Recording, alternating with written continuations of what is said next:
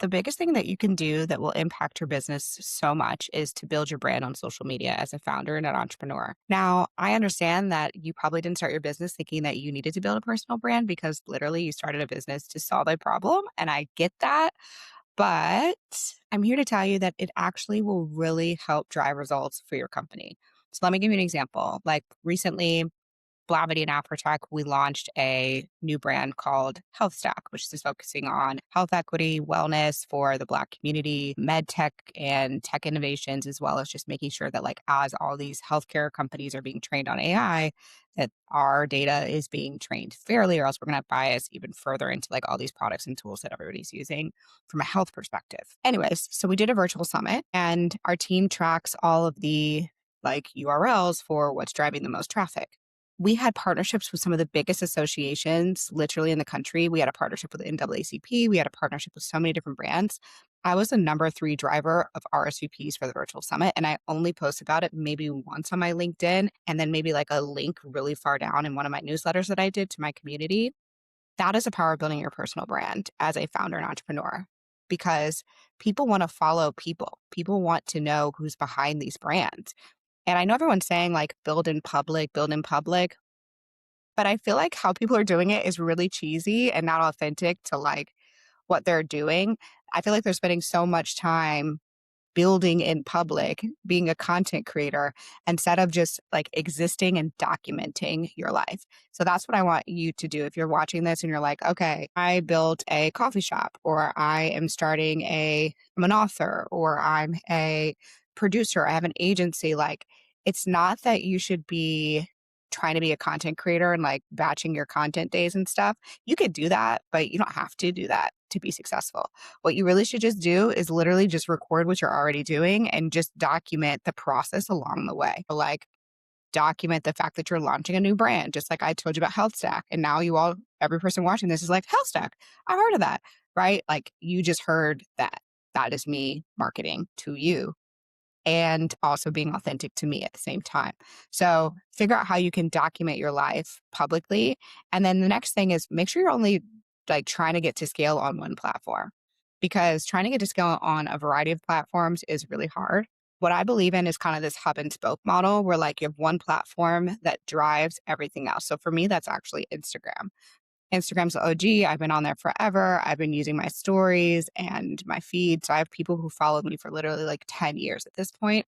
And I have a lot of churn too. Like I will gain 1,000 followers and lose 1,000 followers because I switch up my content every single month, quarter, depending what I'm talking about. And I'm actually okay with that churn because to me, it means that the people who are staying are like really engaged and really want the content that I'm posting every single day. So you want to figure out what your anchor is. The second platform that's actually really productive for me is LinkedIn. So you want to consider the platform where your clients are. A lot of people pick the platform that's like sexy or like their friends or their mom will understand, but you should actually only be doing social media again to drive revenue and income for yourself. Like you should not be doing social media for ego. It should be for an outcome. So when you're doing your LinkedIn and you're driving your LinkedIn, you want to consider like, okay, what type of person am I talking to? What's their job title? What are the pain points? How am I sharing my experience and documenting publicly, but also figuring out how you're also creating value? So if you're documenting just for the sake of like being seen, that's also not going to work. You need to document in a way that's providing value to the person on the other end that's receiving that information. So when I'm talking about health stack, there's a lot of entrepreneurs and people who are like, oh, that's interesting. And I can start talking about the results that our clients are getting, or the partners that we're bringing on board, the kind of impact things that we have, like increasing diversity in clinical trials. See how I just did that and built that stuff into the story? That's going to help drive your results when you're doing it naturally. And it shouldn't be something that feels cringe. I mean, like, it's going to feel cringe because you're talking to the internet and a bunch of strangers, but it doesn't have to feel cringe, and that you should only talk about what you know, right? So you should be able to talk about this nonstop because it's what you do every day and you're an expert in your field. If you start making stuff up, if you start, trying to keep up with these influencers and Instagrammers that are, showing their receipts and this, that, you're going to get lost in the sauce and it's going to come off as scammy. You don't need to do all that. Okay. Your receipts should be your work and you documenting your work and being visible because you're really good at what you do. So consider again your platform that you want to prioritize. Consider your where your clients are. So if your clients are hanging out on LinkedIn or your clients are in their email all day, you might want to do a newsletter and do Substack. If your clients are constantly on the move or multitasking, you might want to do a podcast. So like consider where your clients are and then build that audience there.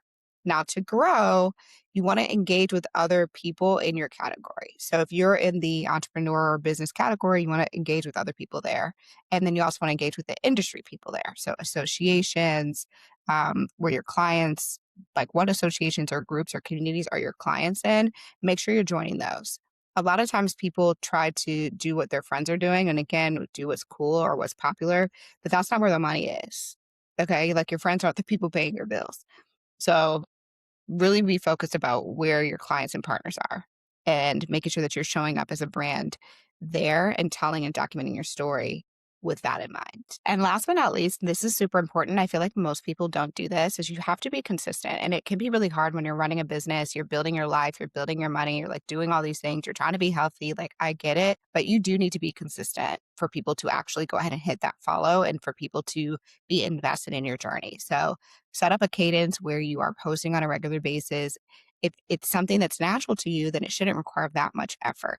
If you feel like it's requiring a ton of effort, then you're probably picking a format or a type of content that is not natural to your personality type.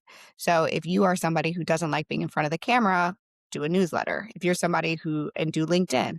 If you're somebody who is really outgoing, who's natural, who likes to have conversations and can really like have that outgoing personality on video, then great. Like you can do Instagram or you can do TikTok. So just consider your personality type when you're thinking about the kind of content because you want to remove as much friction as possible. If you make this commitment for this year to do this and then you only post once a month or once every other week, it's not going to be enough to drive any results for your business.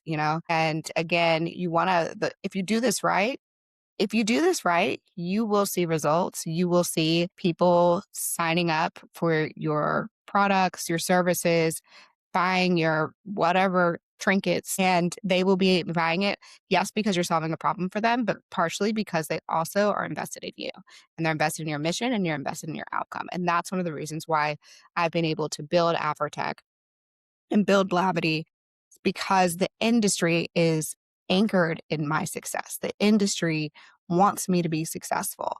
And I believe that to my core. I absolutely do. And I think that's one of the reasons why we've been able to sustain all these years of business, 13 years of business in some of the most terrible, crazy markets. And it's because people want us to win. And that helps because of my personal brand. So let me know what questions you have in the comments. Send me a DM. I love hearing from you, and I'll see you next time.